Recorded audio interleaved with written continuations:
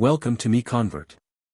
In this tutorial, I will show you how to convert PLY files to SKP format, completely free and online.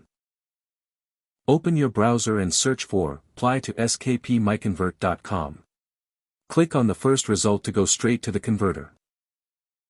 You are now on the PLY to SKP converter page. The interface is clean and easy to use. Let's upload a file. Click the Choose File button. A file picker will open. Select the PLY file you want to convert, then click Open. Your file is loaded and ready. You can see the file name, size, and destination format. Click Convert now to start the conversion. The conversion is in progress. You can see the progress bar moving. This usually takes just a few seconds. Done.